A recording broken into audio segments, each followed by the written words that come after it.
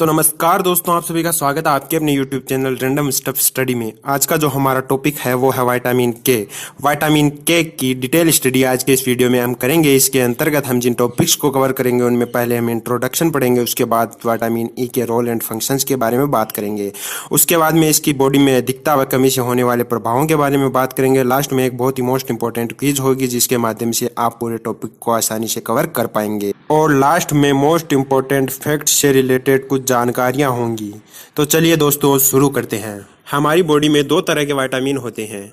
एक तो होता है वाटर सोल्यूबल, जो कि वाटर में डिजोल्व होते हैं, तथा अगर ये बॉडी में एक्स्ट्रा हो जाए तो इनका एक्स्ट्रा पार्ट यूरिन के द्वारा बाहर निकल जाता है।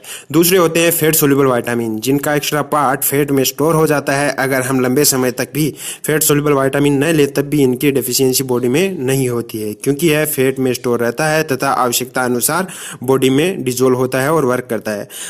फैट सोल्यूबल विटामिन में विटामिन ए, ई, डी और के आते हैं। आज हम जिस विटामिन के बारे में डिस्कस करेंगे वो है विटामिन के। विटामिन के की खोज बड़ी ही इंटरेस्टिंग है। जर्मन वैज्ञानिक हेनरिक डेन ने चिकन पर रिसर्च की। इस रिसर्च में चिकन को विदाउट कोलेस्ट्रॉल फूड से कोलेस्ट्रॉल निकालकर चिकन को दिया गया। कुछ दिनों बाद देखा गया कि चिकन की टांगों से ब्लीडिंग होने लगी, जिसका कारण उन्होंने कोलेस्ट्रॉल की कमी को माना। पर बाद में जब उसे कोलेस्ट्रॉल दिया गया तब भी ब्लीडिंग नहीं रुकी, जिससे वैज्ञानिकों ने माना कि कारण कोई और हो सकता है, और रिसर्च से विटामिन की कमी का पता चला। विटामिन के को जर्मन लैंग्वेज के वर्ड कोगलेंट से लिया गया है, जिसका अर्थ होता है थक्का जमना या क्लोटिंग करना। विटामिन के 3 फॉर्म में प्रेजेंट होता है, जिसमें K1 phylloquinone, K2 menaquinone, K3 menadione. Phylloquinone green vegetable से हमें प्राप्त होता है। मेनाक्विनोन गट बैक्टीरिया जब K1 को K2 में कन्वर्ट करते हैं तब प्राप्त होता है, और मेनाडियोन सिंथेसाइज्ड फॉर्म में उपस्थित होता है। विटामिन के 3 टाइप के बाद में अब बात करते हैं विटामिन के की स्ट्रक्चर की। तो विटामिन के की स्ट्रक्चर कुछ इस तरह होती है।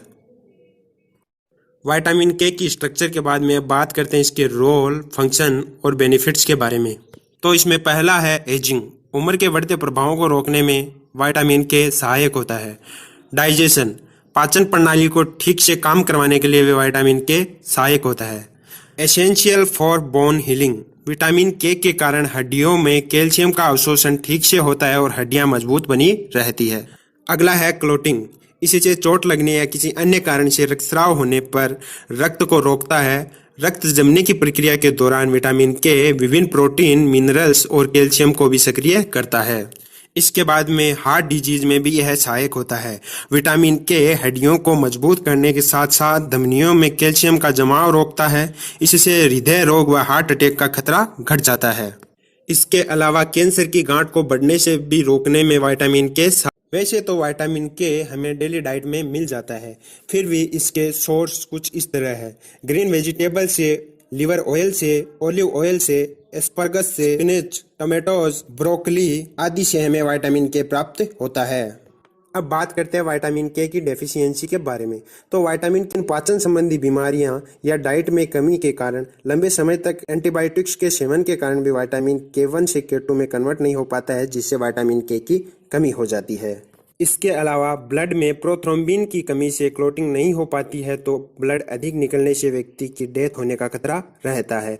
गर्भवती महिला में विटामिन के की कमी होने से उसके बच्चे में आंतरिक ब्लीडिंग या ब्रेन में ब्लीडिंग होने का खतरा बना रहता है। इसीलिए बच्चे के जन्म के बाद उसे विटामिन के का इंजेक्शन दिया जाता है। इसके अलावा बोन वीक हो जाती है तथा ऑस्टियोपोरोसिस जैसी समस्या का सामना भी हमें करना पड़ सकता है। इसके साथ साथ विटामिन के की कमी से नाक व मसूड़ों से खून बहने लगता है। अत्यधिक कमी से पाचन तंत्र में भी ब्लीडिंग होने लगती है। ऑपरेशन के दौरान ज़्यादा ब्लीडिंग होती है। एसिडिटी की समस्या का सामना भी हमें करना पड़ सकता है। इसके अलावा यूरिन से भी ब्लीडिंग होती है। पाचन शक्ति कमजोर हो जाती है। बात करें विटामिन के की टॉक्सिसिटी के बारे में, तो इसमें भूख कम लगना, कमजोरी, चिड़चिड़ापन, तनाव, सांस लेने में तकलीफ होना, शरीर में जकड़न जैसी समस्याएं हो सकती है। अब बात करें विटामिन के की डेली रिक्वायरमेंट के बारे में, तो विटामिन के हमें 90 से 120 माइक्रोग्राम पर डे आवश्यक होता है। इसके बाद में विटामिन के सप्लीमेंट की वैसे तो हमें आवश्यकता नहीं होती है, फिर भी मार्केट में कुछ सप्लीमेंट उपलब्ध है जिनके माध्यम से हम विटामिन के की पूर्ति कर सकते हैं।